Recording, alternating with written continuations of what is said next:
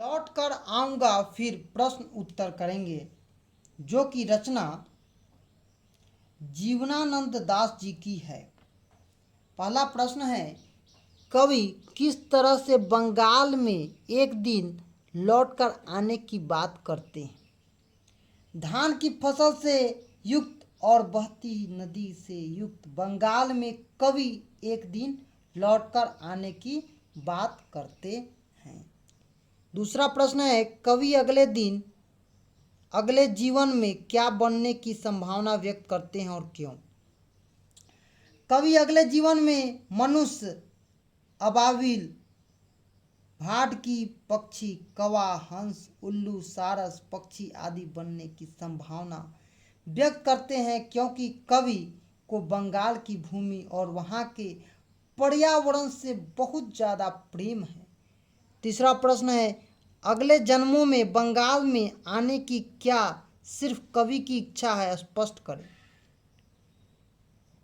अगले जन्मों में बंगाल में आने की इच्छा केवल कवि को ही नहीं बल्कि कविता में कवि ने किसी किशोरी की चर्चा की है जो उसको जल क्रीड़ा में आनंद दे, अथवा बंगाल की किसी किशोरी को जल क्रीड़ा में वह कवि आनंद दे हंस बनकर। चौथा प्रश्न है, कवि किनके बीच अंधेरे में होने की बात करता है, आशय स्पष्ट करें। कवि सरसों के बीच अंधेरे में होने की बात करता है। सारस पक्षी, कौच पक्षी बहुत सुंदर होते हैं, जो प्रायः शाम के वक्त सूर्योदय के बाद अपने निवास स्थल की ओर लौटते हुए झुंडों में दिखाई पड़ते हैं। कवि संभवतः व्यक्त करता है कि मैं भी उसे सरसों के बीच भी हो सकता हूँ। पांचवा प्रश्न है, कविता की चित्रात्मकता पर प्रकाश डालिए। संपूर्ण कविता चित्रात्मक है। धान का खेत, बहती नदी, भाड़ की पक्षी, सुबह का फुदुकता, कौवा का, धान खेत, कटहल पेड़, पेंग भरना, किशोरी के साथ हंस का जल क्रीड़ा, शाम के समय कपास के पेड़, उल्लू का बोलना, घासियल जमीन की बात फेंकते हुए बच्चा, नदी, पाला उड़ाते हुए नावों की लहरें, चलता हुआ सायंकाली रंगीन बादल के बीच सारस का उड़ना इत्यादि दृश्य प्रदर्शित करता है। छठा प्रश्न है, कविता में आए बिंबों का सौंदर्य स्पष्ट करें।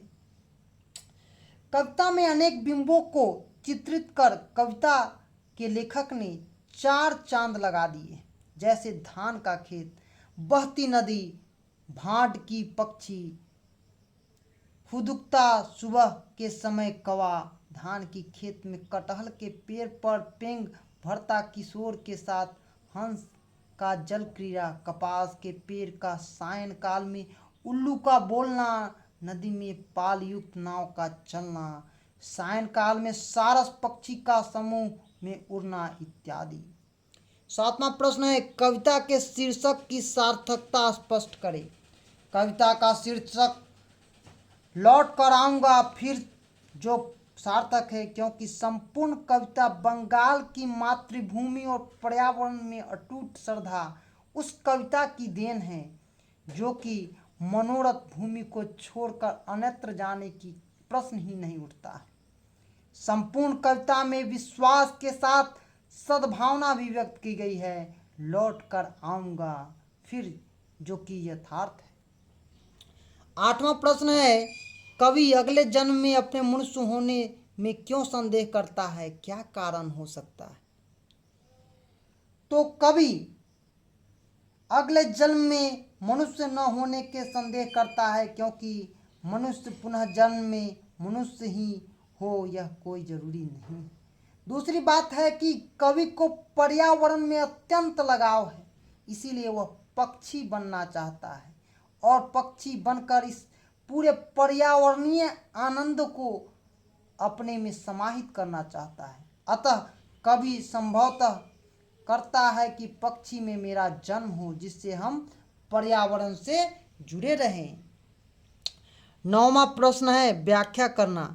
बनकर शायद हंस मैं किसी किशोरी का घुंघरालू लाल पैरों में तैरता रहूं बस दिन दिन भर पानी में।